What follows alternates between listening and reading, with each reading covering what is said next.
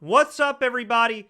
This is Fred Rachani of TSC News here with a SoundCloud exclusive podcast recapping UFC Fight Night Miocic versus Hunt, emanating from Australia, streamed live exclusively on UFC Fight Pass, fightpass.com. This was an exciting event. This had a great crowd, a lot of finishes, but oh my god, the main event was just disgraceful on so many levels. To give you guys just an idea of what happened in the main event, well, I'll give you the result. Stipe Miocic looked like $1,000,000, took down Mark Hunt a bunch of times, beat the hell out of him, made him completely unrecognizable, and defeated him via TKO at 247 of round number 5. And if you go onto Wikipedia right now for UFC Adelaide, you'll see that it says TKO parentheses murder.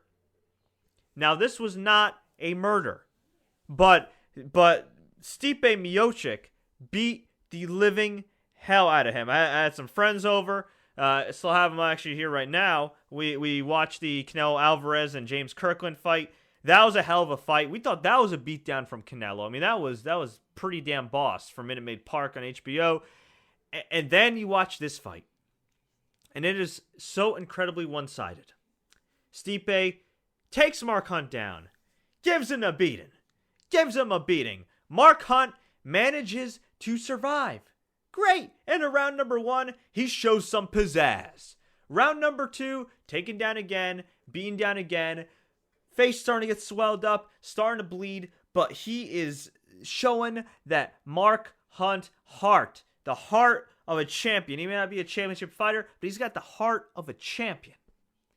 And then you get to round number 3. Where it all goes downhill. And I'm thinking, all right, Mark Hunt maybe has a chance here. Mark Hunt can come back. And then he gets his ass taken down again. Stipe beats the hell out of him. I mean, I didn't count how many punches were unanswered, but I mean, it looked like 30 or so, maybe more. Some people on Twitter counted 40. Ref was like, you got to intelligently defend yourself. What does Mark Hunt do? He throws like a wailing right, wailing left from the bottom, just kind of swinging his arms. I mean, a half-assed attempt to defend himself. Goes into his corner. Corner tells him, oh, you just got to stand up. Hang on a second. This dude's eyes are nearly swollen shut. He's getting his ass kicked. This referee is stupid enough to not stop the fight in round number 3. And you go into round number 4. You let your fighter go into round number 4. This man's a 41-year-old man. This man has a family. Okay? This man's got money. Okay? He's making good money in the UFC. Okay? Even Dana White is freaking tweeting. They should stop the fight. And what happens? His stupid corner, his dumbass corner, lets him go back in the fight. And guess what happens? He gets his ass kicked again. And guess what? The referee still doesn't stop the fight. And guess what else? At no point did the corner say, oh, we're going to throw in the towel. Of course not, right? God forbid. God forbid. Of course, you got the dumbass cornermen who are just swayed by pride and stupidity and the fans getting pissed off that Stipe's taking him down. Well, guess what, fans? When he was taking him down, he was whooping his ass. And when he was on his feet for the most part, he was whooping his ass. And that referee should have known better. So then, goes to the corner. And I may have my timeline mixed up from round number 4 for round number 5, whatever, okay? But in one of the last rounds, okay, maybe before the last one, the doctor comes in. Honestly, can you see? Yeah, I can see. What? So the doctor, thinking that if he says the word honestly, that Mark Hunt, a fighter who, by the way, has suffered significant brain damage in the last 20 minutes, is going to be honest with him. Okay? As if Mark Hunt even knows what country he's in, what his name is, whatever. So this referee lets him fight. His corner lets him fight. This quack doctor, yeah, that's right, I said quack doctor, lets him fight. This made the Texas Athletic Commission look like New Jersey or Nevada or California. I mean, this was ridiculous. So we go to round number 5. Stipe takes him down. At this point, I feel like Stipe just feels bad. Okay? He's human. Throwing some punches, not as much pep in him. Maybe he also, of course, doesn't want to break his hand. And finally, after God knows how long, it seemed like a freaking eternity. It was so uncomfortable to watch. The ref says, you know what, 247, let's stop this fight. Man. Just brutal. Stipe Miocic looked like $1 million. I mean, I don't know what else to say about Stipe other than the fact he looked like $1 million. I mean, he did everything he was supposed to do. At the end of the day, this is a violent sport. At the end of the day, he did his job. And man, this is his first fight in 6 months, coming off of that war against Junior Dos Santos. You can make a slight argument he should have won that fight. I personally think Junior Dos Santos won, but man, if there was ever a guy that benefited from a loss, it was Stipe Miocic back in December against Junior Dos Santos, the beating he put on him. And the beating that he put on Mark Hunt, I mean, people don't finish Mark Hunt, let alone put that kind of beatdown on him. So if you're Stipe right now, I don't know if you're in the driver's seat, but it's looking pretty damn good when it comes to the heavyweight title picture. I mean, off the top of my head, realistically, who's Kane gonna face if he ends up beating Verdum? You know what I'm saying? And likewise, if Verdum ends up beating Kane, who's he gonna face? But great performance by him. Mark Hunt.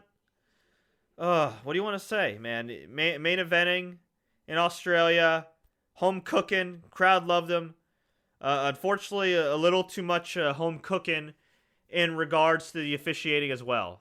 Idiot referee letting the crowd dictate how he calls the matches. Just unbelievable. And now it's, 2 straight losses for Mark Hunt. First one, Fabricio Verdum for the interim championship back in November. Look, no shame in losing to Fabricio Verdum. No shame in losing to Stipe Miocic here in May, but God, man, that was just brutal. You can make the argument that took years off his life. You really could, or at least off his career. And then, for those that don't know, think about this, okay? He got finished by Fabricio Verdum. He had an exciting fight with Roy Nelson where he had a couple licks, that he won in September of 2014. And then in December 2013, if you guys haven't seen this fight, I strongly recommend you watching it. He fought to a majority draw with Antonio Bigfoot Silva in Australia back in December. And that was a fight that people called the greatest heavyweight fight of all time, maybe even the greatest UFC fight of all time. And that fight itself, I thought, man, that's going to take a lot of time off his career, maybe off of his life. And then before that, Junior Dos Santos knocked him out.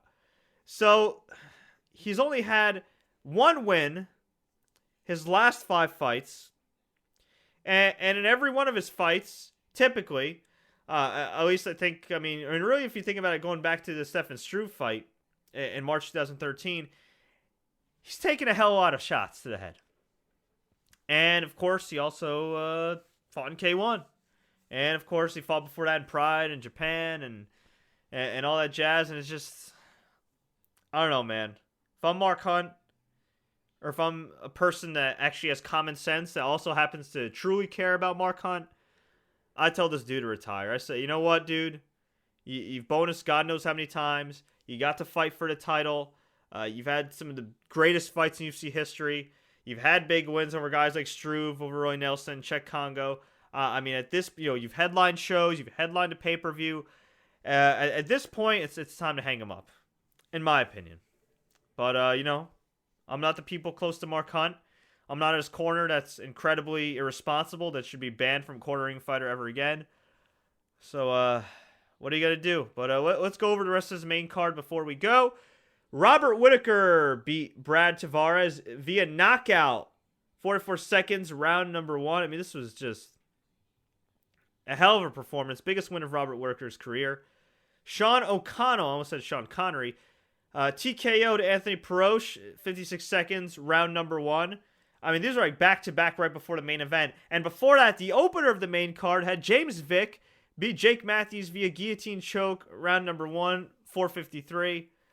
I mean, this was a hell of a card. I mean, I was kind of watching this in between watching the Warriors game. Of course, the Warriors lost to the Grizzlies. Grizzlies have a 2-1 lead in the NBA playoffs. And, of course, watching the Canelo-Alvarez fight, which you guys could check out my recap of that on soundcloud.com/TSC News.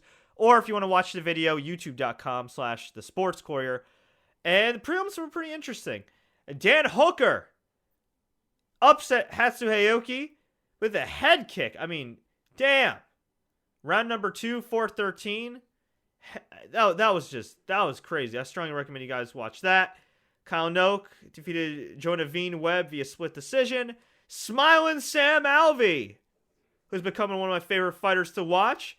Bellator fans, may remember him as well. Also was on The Ultimate Fighter. Smiling Sam Alvey defeated Dan Kelly via TKO, 49 seconds. Round number 1. Rowdy Beck Rawlings, speaking of tough and Invicta, defeated Lisa Ellis via rear naked choke. Round 1, 409. Brad Scott defeated Dylan Andrews, also of tough fame, via guillotine choke. 454, round number 2.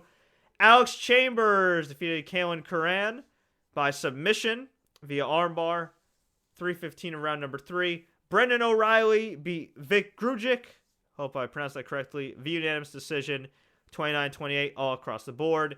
And lastly, in the flyweight division, Ben Nugent defeated Alptekin Ozilk. Hopefully I got that correct. I probably butchered his name. I'll call him AO just to be nice so he doesn't find me and beat me up. via TKO at the very end of round number 1. So overall, a really exciting card. I'm checking online here. It says the performance bonuses, $50,000 each, were given to Robert Whitaker, James Vick, Dan Hooker, and Alex Chambers. I don't know how Stipe Miocic doesn't get a bonus, if you ask me. I mean, I imagine you get some type of quote-unquote locker room bonus. But as far as official bonuses, I mean, come on. He put a beating on Mark Hunt that nobody has ever put any before. I mean, that's the type of beating on Mark Hunt I'd expect Cain Velasquez to put on him. Not Stipe Miocic, but wow. So we'll see what happens. I mean, man, I had a full house here. Still have a full house. My friends are checking out some of the prelims they missed on Fight Pass. Streamed great quality, by the way.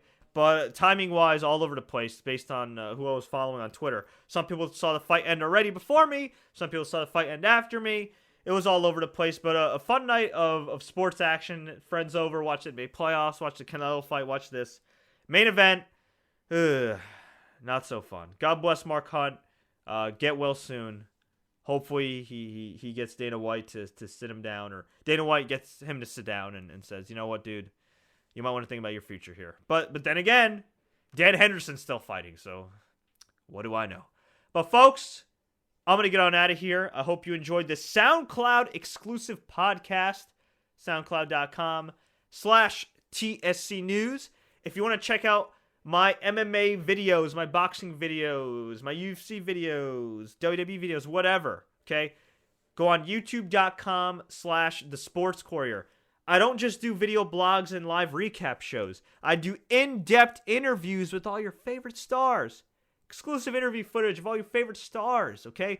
Including Rich Franklin, Fernando Vargas, Ray Mercer, the co-founder of the UFC, Art Davie, Ken Shamrock, Frank Shamrock, King Mo, Rampage Jackson, Chael Sonnen. The list goes on and on and on and on. If you love combat sports, and you like a little bit of variety, some occasional video gaming sprinkled in between, some occasional pro football, basketball in between, you will love the TSC News YouTube channel. Please subscribe to it. If you enjoyed this podcast and you want some exclusive SoundCloud podcasts, maybe you want to stream me from your phone, maybe you want to download some of my podcasts. It's a little easier for you compared to watching a video. That's cool too. Just follow soundcloud.com/TSC News. You can follow us on Instagram at TSC News, Twitter at Sports Courier, Facebook.com/The Sports Courier. You can follow me on Twitter at Fred Ricciani, also on Instagram at Fred Ricciani. If you end up hitting us up on Twitter or on Instagram, please use the hashtag TSC News. If you'd like to make a donation, and of course this is all voluntary, if you'd like to make a donation at TSC News, which by the way, all proceeds go towards our production costs and making TSC News better for you, please just click the blue support button on the front page of our YouTube channel, youtube.com/The Sports Courier. Make your donation. Not only will that go towards improving TSC, but you'll get some free swag in the mail as well.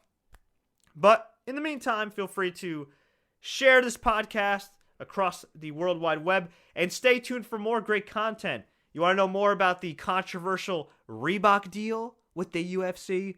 You want to know more about what's going on with Johnny Bones Jones in his future?